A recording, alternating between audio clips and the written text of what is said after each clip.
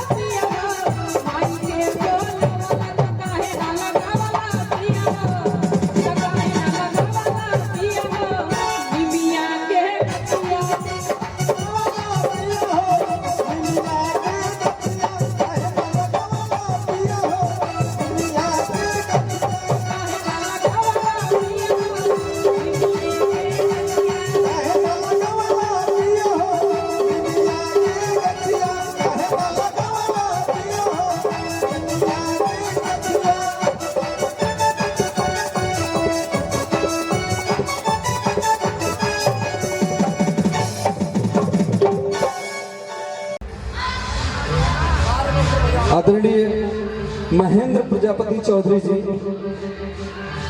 370 विधानसभा अध्यक्ष Mariahu, ward number आपका 55 है। आपका पता ठाठर ठहरातर गौरी शंकर गोपालगंज जौनपुर।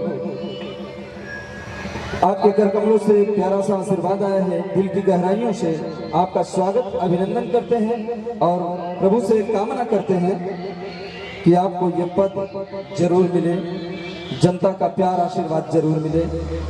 और इसी क्रम में आपसे बताना चाहेंगे, आकाश लाइव शो, ये जो कैमरे का सेटअप लगा हुआ है, हमारे बड़े ही अच्छे मित्र हैं आप आकाश, और उन्हीं का चैनल है आकाश लाइव शो, जिस पर एक बहुत ही अच्छी फिल्म आप लोगों ने बनाया है और उसको रिलीज किया है। मैं फिल्म का नाम बता देना चाहता हूं ताकि आप लोग सर्च करके फिल्म को देखें और कलाकारों का प्रोत्साहन बढ़ाएं ताकि अगली बार और अच्छी फिल्म बना सके।